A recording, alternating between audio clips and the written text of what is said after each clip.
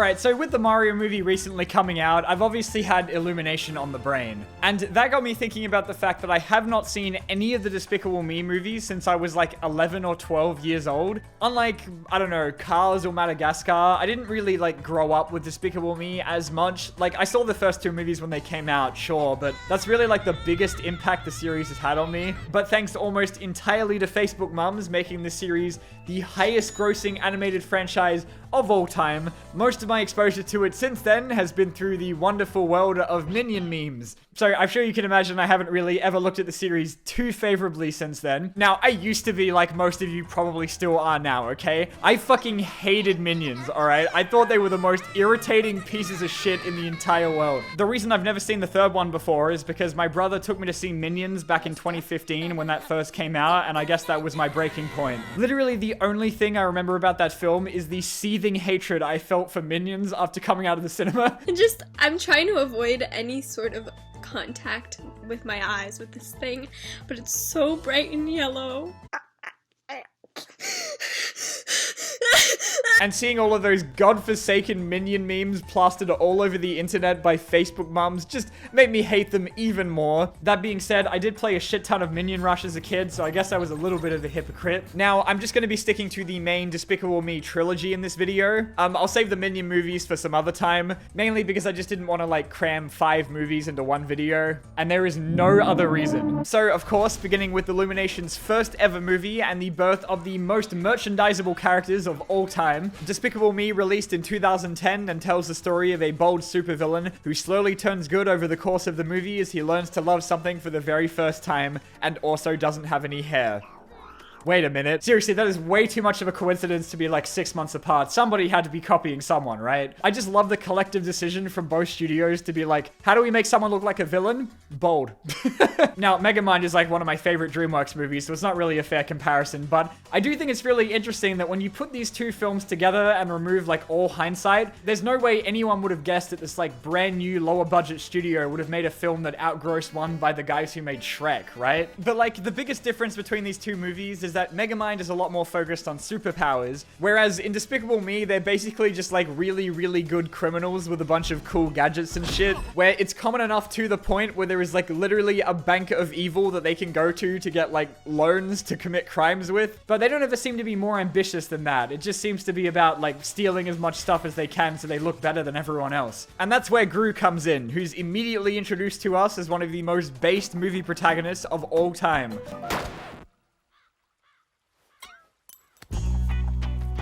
He's voiced by Steve Carell, who is doing whatever accent that is supposed to be. You know dogs, they go wherever they want to go. Unless they're dead.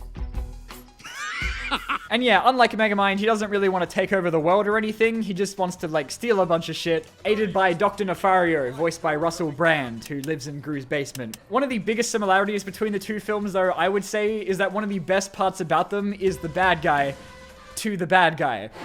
Vector! That's me, because I'm committing crimes with both direction and magnitude. Oh yeah! He's one of the best characters in cinematic history. Vector definitely makes the movie. Like, he is such a huge part of what makes the first one so good. Oh, look at you, a little tiny toilet for a little tiny baby to... Ah! So, at the very beginning of the film, Vector steals one of the pyramids. And so, in order to one-up him, Gru comes up with a plan to steal a shrink ray to steal the moon, which Vector then steals off of him. So, in order to break into his lair, Gru adopts 3 small children with old lady names, Edith, Agnes, and Margot, that he, of course, learns to actually care about over the course of the movie and becomes the father they never had. And it's kind of cute, yeah. I love you. Yeah, I love you too. I honestly, genuinely kind of forgot how tame the Minions are in the first Despicable Me movie, where they're like actually just like funny side characters instead of being like half the runtime. It's so weird seeing like how cute and harmless they are in this one compared to what was to come. I meant to close that. He'll be alright, I'm sure. Do the effects wear off? So far, no, they don't. I also noticed in one scene they had like some minion lore in the background. In one scene at the end of the movie, they have like schematics for the minions. Like, are they robots? Like, I haven't seen Minions since that first came out, but didn't they like very clearly establish in that one that minions had been around since like the dinosaurs or some shit? Or maybe Gru was like making robot versions of them so we didn't have to pay them anymore. But then IMDb says they're like genetically engineered corn kernels, so who the fuck really knows what they are? I'm sure that's something they'd address in like Minions 1 or 2 if I actually watched them. Anyway, Despicable Me was made on a much lower budget compared to like DreamWorks or Pixar movies being made around the same time. That's always been like kind of Illumination's thing, is to be able to keep up with those other bigger studios while not investing nearly as much money into their movies. And that's one of the major reasons why the Despicable Me movies are so profitable. Though I'm sure the $1 billion every now and then kind of helps. Despicable Me 2 came out only 2 years later, I imagine to very quickly capitalize on how immediately obsessed people became with Minions. Since unlike Megamind, Despicable Me never really introduced any heroes to fight the villains. In this one, we meet the Anti-Villain League, who enlist Gru's help to track down another master criminal since he's really not getting up to too much these days. And this one also introduces Lucy, Gru's partner and later love interest. And I love Lucy. She is like the best part of this movie. She is such a great addition to the series. She is honestly like what makes the sequel for me. You know, you really should announce your weapons after you fire them, Mr. Gru. For example, lipstick taser! Oh, it works so good. Now that Gru's like a good guy now and not nearly as much of an asshole, you'd think he would lose like some of the charm that made him so unique in the first movie. But I still think he's really great in this movie, and you still get to see him like bullying kids every now and then, so like that's what really counts, right? This one also has like a fun mall setting where they have to like track down one of the shop owners who's actually the villain in disguise, which I thought was going to be like the plot the whole movie, but no, Gru just gets it in like 5 seconds. The villain this time, of course, being El Macho, whose entire backstory is that everybody thought he died in a volcano explosion. And look, El Macho, he doesn't have it. I think because he spends like so much of the movie being hidden, he just doesn't really have like enough of a presence in it, and he's not Vector, okay? And of course, they've got plenty more minions in this one after they saw how much people were losing their minds over them in the first one. I am the league's director, Silas Ramsbottom. Bottom. They even have like coked out purple minions in this one. And it was in this movie that I came to a horrible realization after watching this and the first one back to back.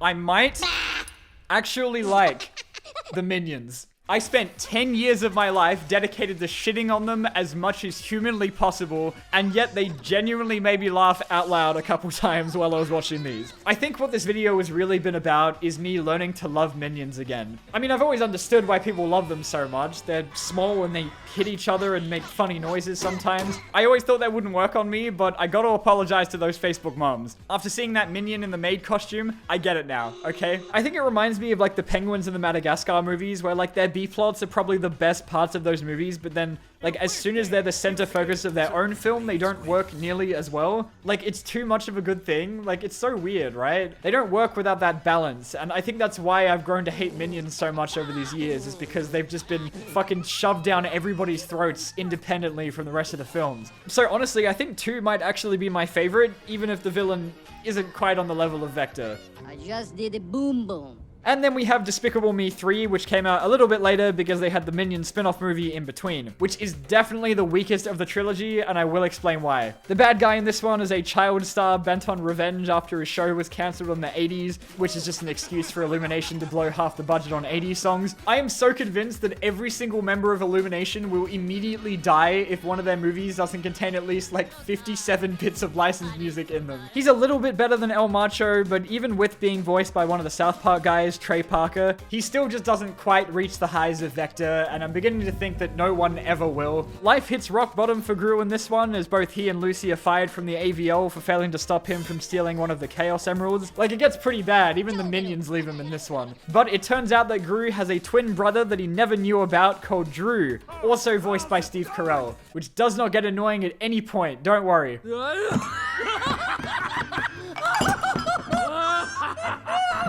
I'm pretty sure Gru's first name is like Felonious though, isn't it? So doesn't that make this guy Drew Gru? I was wondering in like the first 10 minutes if they'd write out Dr. Nefario, since he seems like a character they don't really need anymore since he was like barely in the second one. And yep, as it turns out, they just explained that he froze himself in carbonite in the first 10 minutes. I hate to say that probably my favorite part were the minions, honestly. God, what have I become? Because they quit after Gru doesn't let them be villains anymore, and then they get arrested and get sent to prison, and then break out of it, and then find their way back to Gru throughout the course of the movie. Fritz, my good fellow, could you get me another napkin, please? Yes, of course, Miss Edith. But I mean, yeah, that's pretty much it. I enjoyed these 3 movies way more than I thought I would, honestly. The third one is the only like real dip in quality, but it's not like bad if you ask me. But who gives a shit? It made like $1 billion.